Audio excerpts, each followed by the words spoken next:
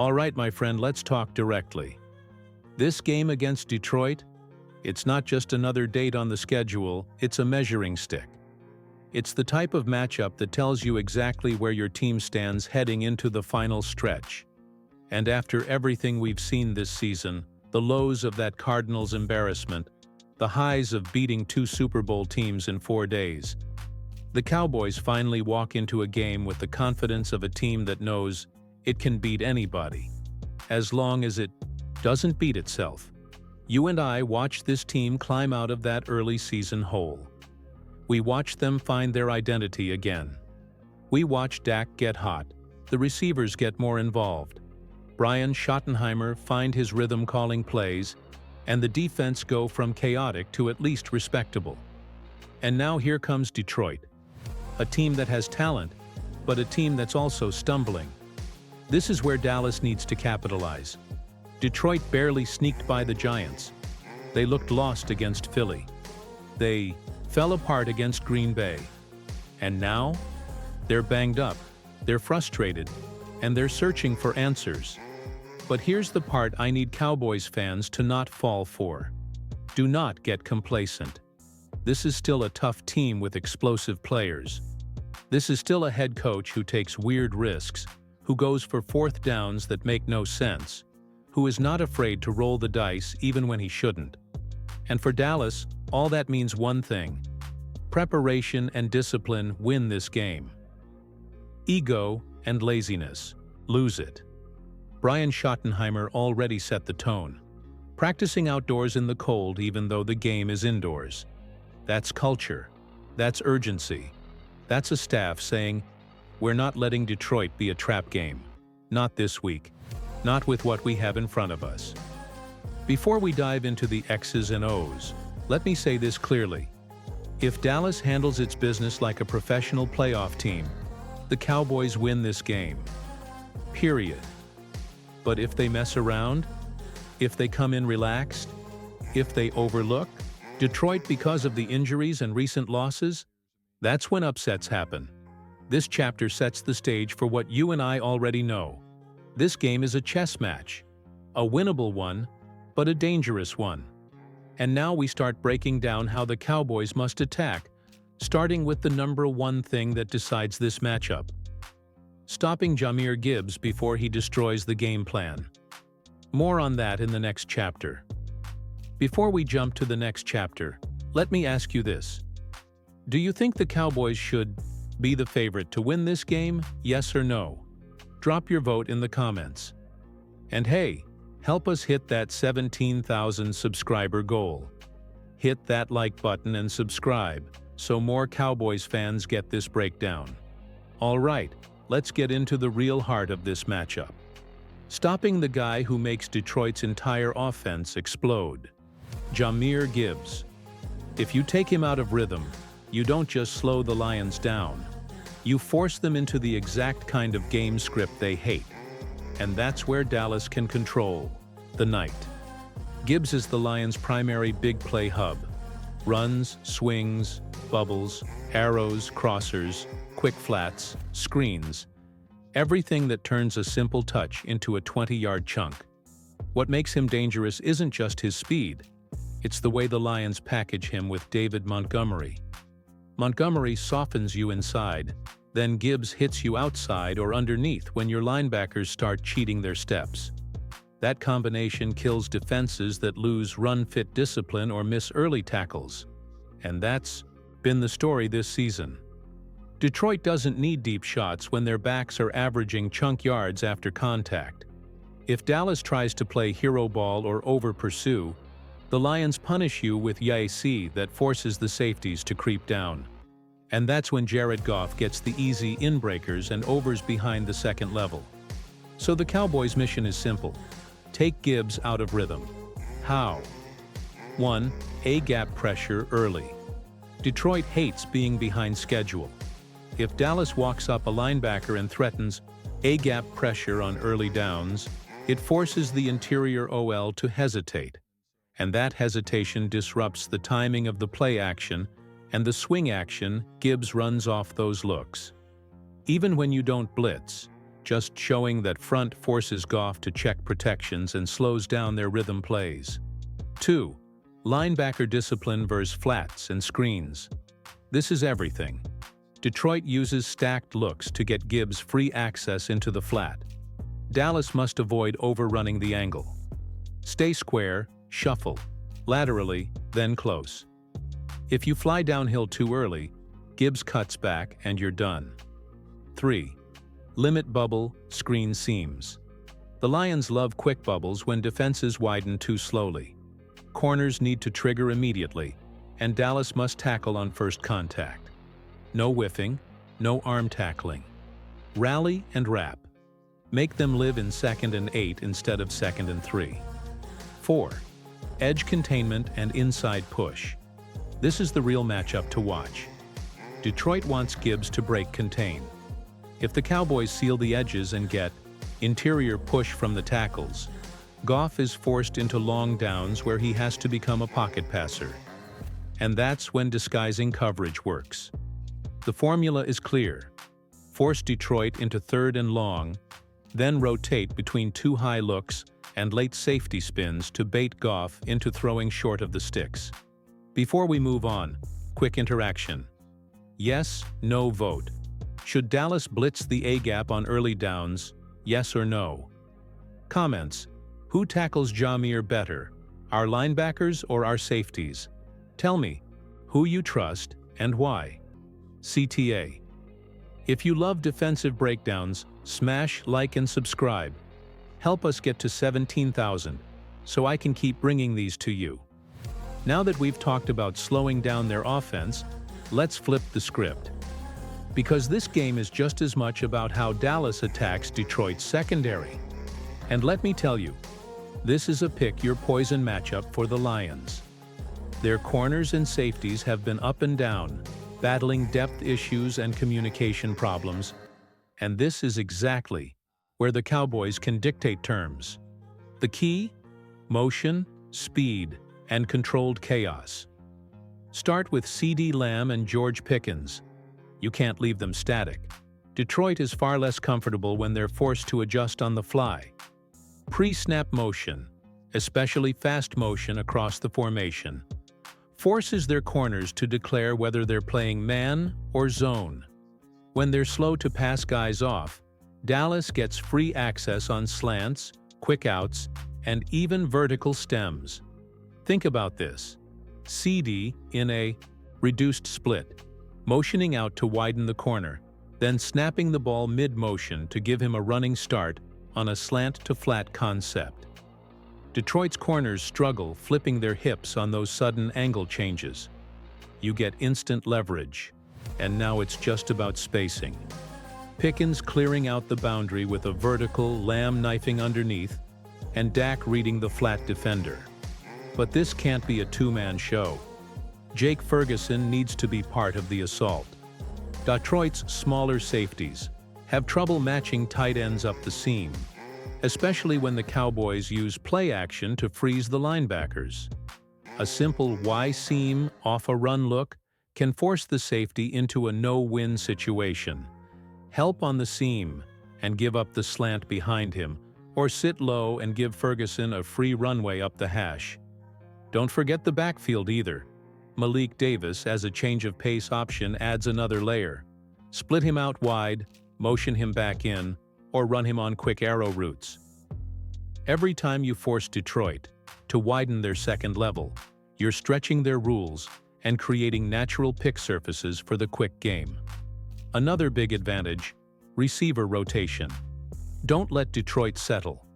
Rotate Lamb inside, Pickens outside, then flip it. Send motion across the formation just before the snap. Even if the ball doesn't go there, you're generating hesitation. And hesitation creates windows for Dak to exploit. When the Lions blitz, hit them with quick outs, speed slants, or tunnel screens.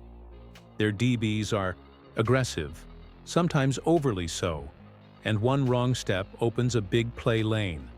Before we push forward, let me bring you in. Poll. Do you want to see Dak take more shots downfield or keep it short and steady? Vote. Downfield or short? Comment. Who's your X factor for this game? Pickens, Lamb, or Ferguson?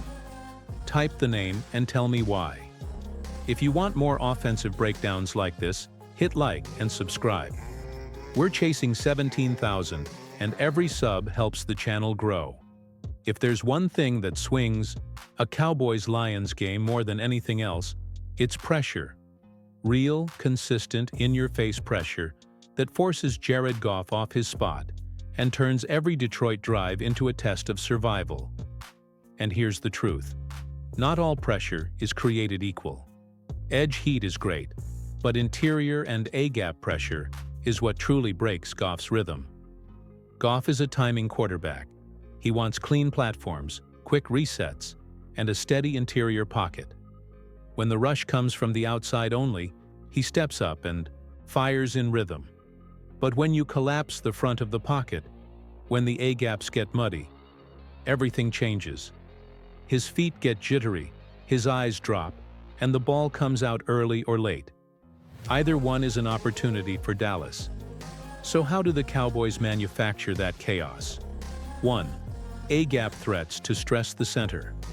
Walk the linebackers up. Show double A-gap. Even if only one comes, the center must commit early, and that forces Detroit's protections into predictable adjustments. Sometimes the defense doesn't have to blitz.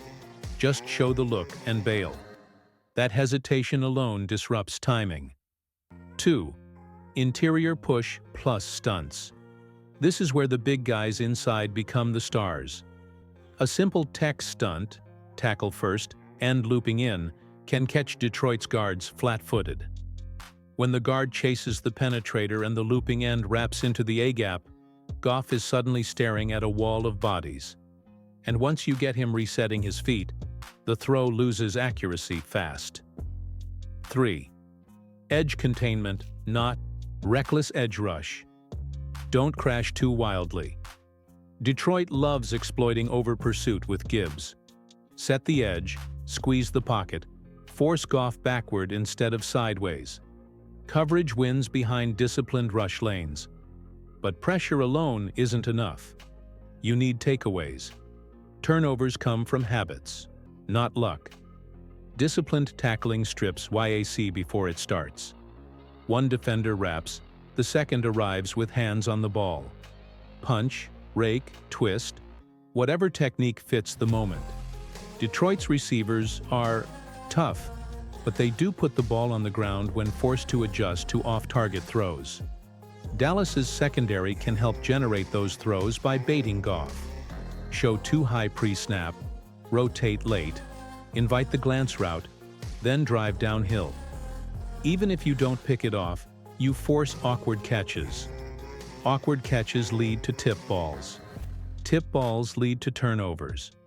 And don't forget special teams, the hidden third phase. Field position is a silent weapon. Pinning Detroit deep forces longer drives, and longer drives mean more chances for mistakes.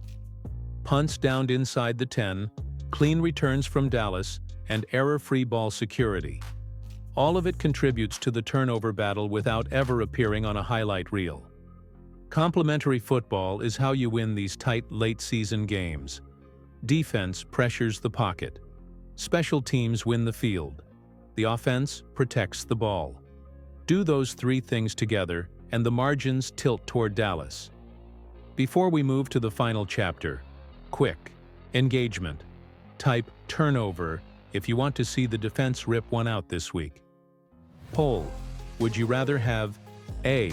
a late-game turnover to seal it, B. consistent field position wins? Vote A or B in the comments. If you love defensive hustle plays, like this video and subscribe. Help push us to 17,000 so we can cover every single game down the stretch. You've built the plan. Now finish. Red zone execution and clock management decide games like this. We've talked matchups, pressure, turnovers, and offensive opportunities. Now it's time to close the loop. Because games like Cowboys versus Lions don't come down to just one thing. They come down to finishing possessions, managing moments, and playing common-sense football when it matters most. Let's start with the red zone, where this matchup can be won or lost. For Dallas offensively, the plan is simple. Don't get cute. If the run is there, take it. Inside zone, split flow, or counter with a motion element. All of these stress Detroit's linebackers, especially when they're trying to adjust to all the pre-snap movement. In the red zone, horizontal misdirection forces defenders to hesitate, and even a half-step slow creates running lanes. But if Detroit loads the box and dares you to throw, take your chunk. This is where CeeDee Lamb in a tight split, Pickens isolated on the backside, or Jake Ferguson running a short pivot becomes your moneymakers. Quick, decisive plays, not long developing fades or hero shots. You don't need fancy, you need efficient. On the other side, Dallas's defense must force field goals instead of touchdowns. Detroit is explosive from distance, but inside the 20 their spacing shrinks and their creativity drops. Use that. Play tight on crossers, fit downhill on the run, and dare Goff to make a perfect window throw under pressure. Every time you hold them to 3 instead of 7, you flip the math of the game. And don't underestimate something else: Dan Campbell's decision-making. Force him into fourth and medium choices. Make him pick between aggression and field position. He has a history of leaning aggressive, but that only benefits Dallas if the defense holds strong early in the series. So here's your final game plan checklist. 1. Win the turnover battle. No forced balls from Dak, no careless YAC giveaways, no muffed punts. Protect possession like it's gold. 2. Situational substitutions. Use Malik Davis when you need quickness.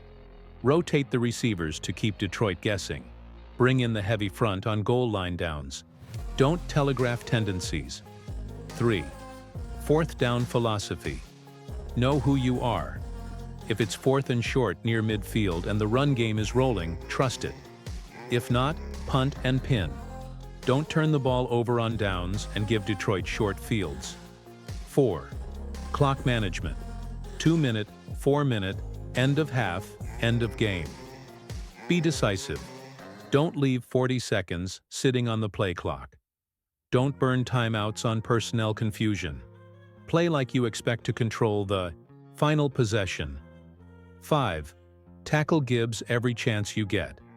Any hesitation becomes a highlight for him. Wrap, rally, finish. If Dallas follows this blueprint, pressure the pocket, win the red zone, protect the football, dictate matchups, and manage the clock, they walk out with the kind of statement win a playoff run is built on. Before we wrap up, let me bring you in one last time. Cowboys win. Yes, no. Before kickoff, leave a one-sentence prediction in the comments. Score or key player stat. I'll read the best ones in the post-game video. If you want more of this content, hit subscribe. We're chasing $17,000. And smash the like button if you think the Cowboys win. Finish drives, protect the ball, tackle with purpose, and go win the game.